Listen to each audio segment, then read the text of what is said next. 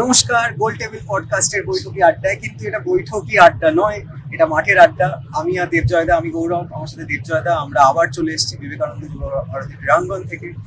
Durand cup 2024 আমরা আগের ভিডিওতে ডাউন টাউন হিরোজ এফসি তার কোচ, তার ইন্টারভিউ নিয়ে এসেছিলাম। ডুরান্ড কাপের একটা ছোট্ট প্রিভিউ আমরা করেছিলাম। এখন আমরা যেখানে দাঁড়িয়ে আছি, ফার্স্ট রাউন্ডের প্রায় সব ম্যাচ খেলা হয়ে গেছে দেবজয়দা, এবং তিন প্রধান কেমন, এটা আমাদের তিন প্রধানের এপিসোড। প্রথম ম্যাচ, যেটার আগে আমরা down town heroes FC coach তার ইন্টারভিউ করেছিলাম, সেই ম্যাচে কিন্তু ডাউন টাউন হিরোজ প্রায় আটকে দিয়েছিল মোহনবাগানকে। 1-0 গোলে মোহনবাগানের জয়। ম্যাচটা তুমি একদম মাঠের মধ্যে ছবি তুলতে তুলতে দেখেছো। ম্যাচটা নিয়ে তোমার কি বল? ডাউন টাউন হিরোজ কোচ যে কথাটা বলেছিলেন সেটা দেখলাম আমরা বাস্তব, কারণ ডাউন টাউন হিরোজ কোচ বলেছিলেন যে মোহনবাগানের থেকে আমরা কোনো অংশ কম হয় না। আর মোহনবাগানের রিজার্ভ টিম নামলেও মোহনবাগান টিমের রিজার্ভ যে প্লেয়াররা নেমেছিলেন, বিশেষ করে সুমিত্রথী, তারপরে অভিষেক সূর্যবংশী, রাজ বিস্ফোট, এরা সুহেল, এরা কিন্তু এদের এক্সপোজার কিন্তু ডাউন টাউন হিরোজ থেকে অনেক বেশি। এরা কিন্তু অনেক ম্যাচ আগের বছর ডুরান্ড কাপে খেলেছে, কখনো কখনো সুযোগ পেয়েছে জিরা প্লেস থেকে অন্য সময় মাঠে নেওয়ার। সেখানে ডাউন টাউন হিরোজ এফসি প্রথমভাবে বেটার ফুটবল খেলেছে। ডাউন টাউন হিরোজ এফসি যদি একজন ফিনিশার থাকতো তাহলে ওরা দুটো ওপেন নেট পেয়ে গেছে। সেখানে খেলার দিকের উল্টো দিকে সুহেল একটা গোল পেয়ে যায়, সুন্দর ক্রস, সেখান থেকে সুন্দর গোল। আমরা আলব্রেটকে দেখলাম। আমি এখনই কোনো কমেন্ট করছি না তাকে নিয়ে, কারণ তিনি সবে দুদিন আগে এসেছিলেন, তাকে নামিয়ে দেওয়া হলো ক্যাপ্টেন করে, কারণ আর কোনো অপশন ছিল না।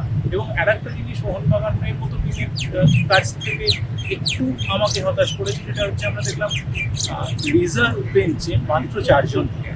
এটা কিন্তু দুর্ভাগ্যজনক।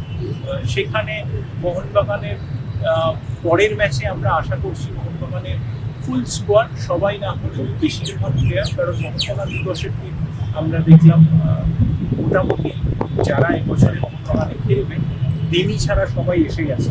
ফলে পরের ম্যাচে আমরা আশা করব আরও বেটার ফুটবল মোহনবাগানের থেকে, কারণ মোহনবাগানের পারফরমেন্স এই ম্যাচে, ডুরান্ড কাপের প্রথম ম্যাচে আমাদেরকে খুব একটা আশা জাগায়নি। আমরা জানি টিমটা হয়তো খেলবে না। আর আগে যেটা আমরা আগের এপিসোডেও বলেছিলাম যে মোহনবাগান ইস্ট বেঙ্গলের ম্যাচে কিন্তু ডার্বিতে কিন্তু মোহনবাগান ফুল স্কোয়াড না হবে, এটা আগে থেকে বলে দিয়েছি। তার ফলে আমার যেটা মনে হয় এয়ারফোর্সের সঙ্গে যে ম্যাচটা মোহনবাগান হতে চলেছে, সেখানে কিছু ফার্স্ট টিমের প্লেয়ার খেলবে, আরও বেশি, আরও বেটার ফুটবল মোহনবাগান আছে মোহনবাগান। এবার সেখানে মোহনবাগানের সমর্থকরা যে কথাটা বারবার বলছে সিএফএল এর ক্ষেত্রে, ক্যালকাটা ফুটবল লিগের ক্ষেত্রে, আমরা যে স্টার্টিং 11 দেখলাম, সেই স্টার্টিং 11টাকে সিএফএল এ মোহনবাগানের যে স্টার্টিং 11 খেলছে তার সাথে অনেকটা এক। এই প্লেয়ারগুলোই কিন্তু সিএফএল এও খেলছে, এবং সিএফএল এর পারফরমেন্স নিয়েও ফ্যানরা ভীষণ অখুশি। সমর্থকরা বারবার বলছে যে টুর্নামেন্ট, যে কোনো টুর্নামেন্ট যদি খেলতে হয় সেখানে একটা মিনিমাম স্কোয়াড নামানো প্রয়োজন, যেখানে একটা কম্পিটিটিভ ফুটবল, মোহনবাগানের মতো ক্লাব যারা দেশের চ্যাম্পিয়ন এই মুহূর্তে, তাদের সেই রকম পারফরমেন্স দরকার। সুতরাং যেটা তুমি বললে যে 4 জন মোটে রিজার্ভ বেঞ্চ নিয়ে নামা, এটা একটু আনপ্রফেশনালি আমাদের মনে হয়েছে। যাই হোক, কিন্তু যে কোনো বড় টিমের মতোই মোহনবাগান 2-3টা চান্স পেয়েছে, তার মধ্যে একটা ফিনিশ করে দিয়েছে 1-0 জিতে 3 পয়েন্ট নিয়ে পরের রাউন্ডে যাওয়ার জন্য অনেকটাই এগিয়ে গেছে। সেই একই গ্রুপে আরও দুটো টিম, ইস্ট বেঙ্গল এবং এয়ারফোর্স। আমরা এরপর ইস্ট বেঙ্গল ম্যাচটার কথায় যদি আসি, ইস্ট বেঙ্গল ম্যাচ নিয়ে আমি প্রথমে একটু বলতে চাই দেবজয়দা। ইস্ট বেঙ্গলের আমি খুবই এক্সাইটেড মাদি দালালের খেলা নিয়ে। ইস্ট বেঙ্গল একেবারে মোহনবাগানের উল্টো দিকে হেঁটে আমরা দেখলাম নিজেদের প্রপার স্টার্টিং 11 নিয়ে প্রায় নেমেছে। হয়তো আইএসএল এর স্টার্টিং 11 এর থেকে খুব একটা আলাদা হবে না, কারণ জিকসনকেও নামিয়ে দেওয়া হয়েছে, ডিয়ামান্টাকোসও সেকেন্ড হাফে নেমেছে, এবং সবাই ডিয়ামান্টাকোস গোল করেছে, ডেভিড গোল করেছে। ইস্ট বেঙ্গলের জন্য একটা আইডিয়াল শুরু, যদিও ম্যাচের শুরুটা কিন্তু আইডিয়াল। ম্যাচের শুরুতে এয়ারফোর্স একটা গোল পেয়ে যায়, কিন্তু মাদি দালালের খেলা নিয়ে আমি ভীষণ খুশি।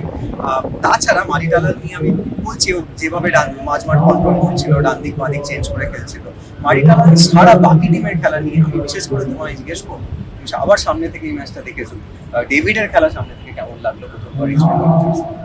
ডেভিডের খেলা, যেটা আমরা আগের সিজনে মোহামেডান আমরা ডেভিডকে দেখেছি, ডেভিড গোল করবে, এটা এই ম্যাচে প্রমাণ করে। যে গোলটা করেছে অসাধারণ একটা গোল, কিন্তু ডেভিড ফার্স্ট 11-এই খেলা, এটা আমার বারবার মনে হয়েছে। তালালের সাথে ডেভিডের কানেকশন কিন্তু দারুণ ইমপ্রেসিভ, এটাও ভালো লাগছে। আরেকটা কথা যেটা আমরা আগে নিজেদের মধ্যে আলোচনা করেছি, সাউথ ওয়েস্ট একজন হোল্ডিং মিডফিল্ডার আসলে আরো বেটার ফুটবল, ঠিক সেটাই হচ্ছে। জিকসনের খেলাটা তোমার অতটা এফেক্টিভ লাগবে না, কিন্তু জিকসনের থাকাটা সাউন্ড ক্রেসপোকে তুমি অ্যাটাকিং থার্ডে বেশি করে দেখতে পাচ্ছ। সাউন্ড ক্রেসপো অ্যাটাকিং থার্ডে যাওয়া মানে অলরেডি গোলের দরজা অনেক বেশি খুলে যাবে। সাউন্ড ক্রেসপো একটা, আমার সাউন্ড ক্রেসপোকে এই মুহূর্তে ইন্ডিয়াতে যে সমস্ত বিদেশি খেলছে তার মধ্যে অত্যন্ত কম্পোজ, অত্যন্ত বুদ্ধিমান একজন প্লেয়ার নয়। এবং কখনো সাউন্ড ক্রেসপো মাথা গরম করছে বা ভুলভাল কাউন্ট করছে, সাউথ ক্রেসপো সেদিক থেকে সাউথ ক্রেসপো খেলাটা জিতসানের জন্য আমার মনে হচ্ছে অনেক বেটার। এটা ভীষণ ইম্পর্টেন্ট একটা পয়েন্ট। সাউথ ক্রেসপো নিজের অনেক কম্পোজার নিয়ে আগে এগিয়ে যেতে পারতো। সাউথ ক্রেসপো অলমোস্ট ফার্স্ট হাফেই স্কোর করে ফেলেছিল, যা সুযোগ তৈরি করেছে, নিজেও হ্যাট্রিক করতে পারতো। ইস্ট বেঙ্গলের খেলা নিয়ে আমরা সমর্থকরা যারা খুবই এক্সাইটেড, কিন্তু এখানে একটা প্রশ্ন থাকছে যে ডার্বিতে কি হবে, কারণ পুরো লিড আপটাই এই গ্রুপে ডার্বির দিকে এগিয়েছে এবং সেই ডার্বিতে মোহনবাগান নিজের ফুল স্কোয়াড খেলালে অন পেপার খুবই তুল্যমূল্য স্কোয়াড, মোহনবাগান বেটার স্কোয়াড। এবার সেখানে দাঁড়িয়ে মোহনবাগান নিজের পুরো খেলাটাকে খেলতে পারবে, এটা একটা খুব বড় প্রশ্ন। ডার্বিকে নিয়ে একটু এখনো যদিও অনেকটা দেরি আছে, একটা কি প্রথম দুটো টিমেরই প্রথম ম্যাচ আমরা দেখে ফেললাম না, ডার্বির একটা কিছু পূর্বাভাস কি তোমার মনে হচ্ছে? আমার মনে হচ্ছে ইস্ট বেঙ্গল এই টিমটার সাথে এই টিমের প্লেয়াররা অনেক দিন ধরে প্র্যাকটিস করছে, ডার্বি রাইডিং তারা বেশি সময় পাচ্ছে, এটা একটা ব্যাপার। আর মোহনবাগানের ক্ষেত্রে মোহনবাগানের দেখো স্কোয়াড এই মুহূর্তে মোহনবাগানের স্কোয়াড দারুণ, এ নিয়ে কোনো সন্দেহ নেই, কিন্তু নতুন কোচ, নতুন প্লেয়ার সাইন হয়েছে, নতুন কোচের সিস্টেমে তারা কিভাবে ফিট করছে, তারা সেইভাবে পারফর্ম করতে পারছে কিনা, এগুলো কিন্তু অনেকটা ব্যাপার করবে। ডার্বিতে আমার কোথাও মনে হচ্ছে একেবারেই তুল্যমূল্য লড়াই হলেও এই মুহূর্তে আজকে ধীরে দাঁড়িয়ে হলেও এগিয়ে আছে। খুবই ব্যালেন্সড ওপিনিয়ন আমাদের জন্য, যেটা জন্য বিখ্যাত। কিন্তু আমরা তৃতীয় প্রধান মোহামেডানের কথা এবার আসি। মোহামেডান কিন্তু এবার আইএসএল, এবং আমি দীপজয়দা তোমাকে বলছিলাম যে মোহামেডানের এই টিম দেখে তো মনে হচ্ছে না তারা আইএসএল এর জন্য তৈরি। মোহামেডানকে নিয়ে কিন্তু আমার একটু চিন্তাই হচ্ছে, মোহামেডান কি নিজের স্কোয়াড ডেপথ বাড়াচ্ছে, তারা আইএসএল এর জন্য কতটা প্রিপেয়ার, কারণ ইন্টার কাশির এবং মোহামেডানের কিন্তু খুবই হাড্ডাহাড্ডি খেলা হয়েছে। মোহামেডানকে দেখে কখনোই ইন্টার কাশির থেকে অনেক বেটার টিম মনে হয়, যেটা আইএসএল লেভেল, যেটা যেই তকমাটা এই মুহূর্তে মোহামেডানের আছে, সেটাই কিন্তু মোহামেডানকে লিভিং আপ টু এক্সপেকটেশন যেটা বলে, সেটা কিন্তু মোহামেডান করে উঠতে পারেনি। এক ড্রপ মোহামেডান ম্যাচটা দেখেছো, আমি জানি মোহামেডান ম্যাচটা না, এই ম্যাচে কিন্তু মোহামেডানের সবাই খেলে, সেখানে ইন্টারকাশিদের আলাদা হিসেবে কিন্তু ইন্টারকাশিদের ফুল স্কোয়াড নামিয়ে দিয়েছিল, এবং খেলাটা মোহামেডানকে দেখে কখনোই মনে হয়নি মোহামেডান ওপেন প্লে থেকে গোল করতে পারে। সেখানে মোহামেডানকে ডুরান্ড কাপে ভালো কিছু করতে হয়, এই ম্যাচের পর থেকে কিন্তু খেলার ধরন এবং আগে ওদের কাছে ডেভিডের মতো একটা প্লেয়ার আছে, সেইখানে কে সেই জায়গাটা ফিল করবে, এটা একটা হিউজ জায়গা। ডেভিড প্রচুর গোল করেছে আগের সিজনে, মোহামেডানের হয়ে প্রত্যেক ম্যাচে প্রায় ডেভিড গোল করেছে, সেই জায়গাটাকে ফিল করবে। বাকি বিদেশিরাও এই ম্যাচে খেলে, তারা যদি ফিরে আসে তাহলে কতটা বেটার খেলবে মোহামেডান সিজনে। আমি ডুরান্ড কাপটাকে বলছি না, ডুরান্ড কাপ যদি ডুরান্ড কাপে যদি তাদের একটা kind of pre season tournament হিসেবে ধরেও নেয়, তাহলে মোহামেডানের কি আইএসএল এ লক্ষ্য রয়েছে সেটার দিকে কিন্তু আমরা সবাই তাকিয়ে রয়েছি, কারণ আমরা খুব এক্সাইটেড কিন্তু প্রধানকে এবার একসাথে আইএসএল এ দেখবো, দারুণ হাড্ডাহাড্ডি একটা লড়াই হবে। সেখানে আমরা কালকে একটা আশার খবর পেলাম, মোহামেডানের স্ট্রাকচার খুব ইনভেস্ট করে রয়েছে। দেখো, এন্ড অফ দ্য ডে তোমার কাছে তোমার টাকা দরকার, তবেই গিয়ে তুমি সাইন করাতে পারবে কিনা, এটা একটা ভালো নিউজ মোহামেডানের জন্য। এক্স্যাক্টলি বিভিন্ন জায়গায় বিভিন্ন রকম খবর আসছে, কত টাকা, সেই ব্যাপারে আমরা তার মধ্যে ঢুকছিলাম, কিন্তু ফুটবলে বিজ্ঞাপন আসছে, ফুটবলে বেশি মানুষ, বেশি কর্পোরেট বডি ইনভেস্ট করছে, এটা ভালো, এটা কলকাতা ফুটবল, বাংলার ফুটবল আর ভারতীয় ফুটবলের জন্যই ভালো। ফলে আমরা আগের সিজনেও বারবার মোহামেডান যখন কোয়ালিফাই করছিল, মোহামেডান যখন আইএসএল এ আসছিল, তখনও আমরা একই রকম এক্সাইটেড ছিলাম, এবং আমরা আশা করব এবার যে 6টা ডার্বি আমরা দেখব যুবভারতী ক্রীড়াঙ্গনে, ফুল হাউস ডার্বি, এবং খেলার মানও আরো ভালো হবে। একদমই, আমরা সেটার দিকে অধীর আগ্রহে তাকিয়ে আছি। ডুরান্ড কাপের শুধু কয়েকটা ম্যাচের ব্যাপারে একটু বলে রাখা দরকার। কেরালা ব্লাস্টার্স মুম্বাই সিটিকে 8 গোলে হারিয়েছে, 8-0।